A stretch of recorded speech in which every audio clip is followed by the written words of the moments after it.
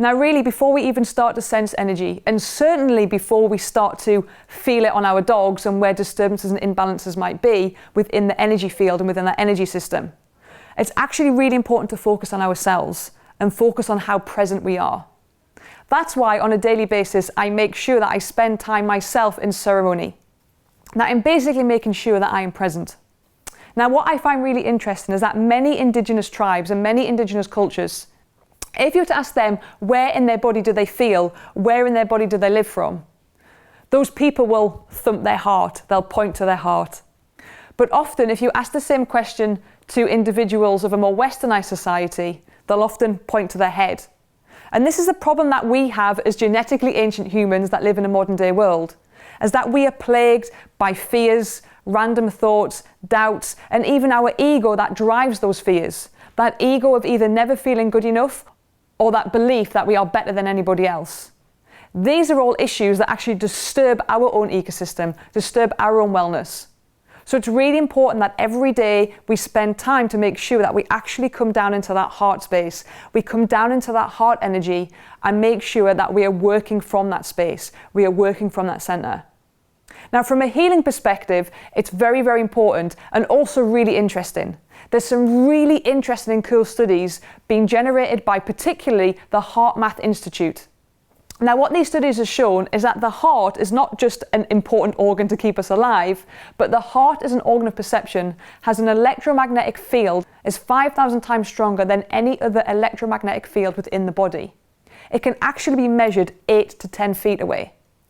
So when we talk about vibrational medicine, we talk about vibrational healing, the energy that that heart center and the heart space emits is also healing within itself. And when we are sensing energy, we need to make sure that we are heart present and not head present. So when we're talking about therapies and we're talking about supporting our dog's ecosystem, there is a concept called entrainment that we need to also understand. If we think about our heart as this organ of perception, this heart that is a pendulum, this heart that is giving off a beat. That if we are under stress or worry, anxiety or concern, that heartbeat changes. The beat of our heart and the rhythm of our heart changes. And entrainment, the way that a beat or a rhythm can influence the beat or rhythm of another organism, another being, can equally affect our dogs. So that goes back to the time when I talked about the canine wellness wheel, when we have to be very careful about what we think, because what we think can change our biochemistry, that can change our heartbeat, and that heartbeat can actually change the heartbeat and therefore biochemistry of our dog through this phenomenon known as entrainment. And actually the HeartMath Institute did some really cool studies on this, which you can access and have a look at. Now, I've already said that it's important to offer therapies on a daily basis, but I'm also aware that most of us are very, very busy people. So I don't want you to be there panicking, thinking, oh, but are we talking like a 2-hour therapy and an hour therapy, a 5-hour therapy? Like, how do I fit that into my day? First and foremost, presence is a therapy in itself. Being present and being still with our animals, with our dogs or with a dog is healing in itself. Remember, if we are present, we ourselves are resonating at a very different frequency.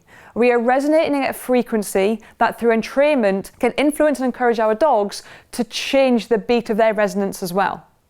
So simply by being with our dogs, and remember within that canine wellness wheel the importance of rest, simply through a biochemical feedback, through a biochemical communication from us as a human to our dog, by being still, by being at rest, that not just only influences our emotional states, it not only influences our heart rate, it not only influences our tension and how tense we are, but it actually, from a biochemical perspective, gives information and communication to our dogs that we're telling them it is safe to be here. Remember, our dogs are social group animals. They're not just concerned for their safety, but also the safety and survival of their family, which we are part of. We are in constant coexistence with our dogs. And so if we are constantly rushed, panicked, anxious, or we simply forget or simply do not make that time to be at rest with our dogs, then that can also affect our dog's wellness. So when it comes to therapies, there may be some that are a little bit more complicated or complex, but some therapies can be really easy. One of those can be simply sensing energy, making sure that we're present, taking that time out to simply be present. And also, remember the life stage section of the course. Going back to that life stage 1, providing rest, reassurance, warmth, trust, the importance of just breathing and how breathing influences our emotional states, the importance of that breath work, the importance of breath for our dogs no matter what their age is, of how they would remember the breath that they would feel, the rhythm of the heart rate that they would feel, and the rhythm of breathing that they would experience simply by lying with mother when they were newborns. So for me personally, I make sure that every day I'm spending time grounding myself and being present. There are many different ways we can do this, and I'm going to give you 2 really, really simple ones. One of them simply is just going into a quiet space. It could even be in your bedroom, it could be in your study, it could be in the lounge, it could be in a library, maybe even if you use public transport when you're travelling to work. Just sit in that quiet space with your eyes closed or even with your eyes open and just be still. Every time your mind starts to wander, be aware of it and bring yourself back into stillness. Not focusing on anything, not really thinking of anything, but just experiencing safety. Just being kind to your body, just giving your body that moment to be still and at rest and be present by focusing energies into our heart space, our heart center. Now, another way we can do this that actually changes brain frequency, brain activity, is by staring directly out at something. Not necessarily focusing on it, but doing a direct stare. A stare that allows us in our periphery that we can see up above us, we can see down below, and we can see to the sides. And all we do is simply bring our hands out and we create almost a wave, very slowly.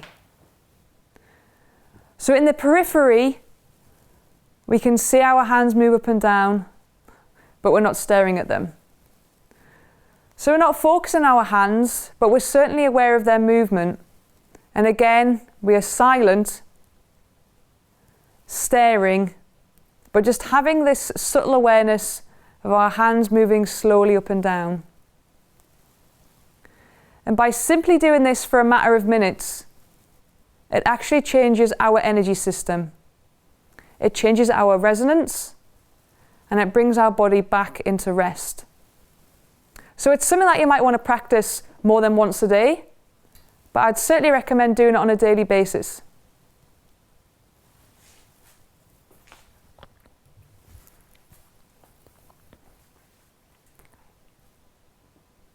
So simply being with our dogs is a therapy in itself.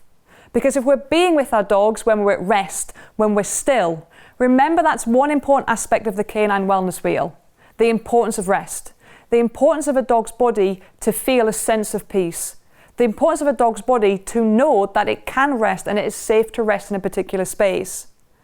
And remember within the life stage section of the course, that life stage 1, all those beautiful maternal and nurturing behaviours that we can offer our dogs. That's why I provide such support for our dogs on a daily basis. This is just me simply lying with my dog, being still, being present, sensing her energy, giving her warmth and trust, focusing on my breath. I'm really resonating to her and communicating to her, all is well, all is well. So there's some really simple things that we can do when we look at therapies, when we look at our dogs as an energy system and how we support our dog's energy system.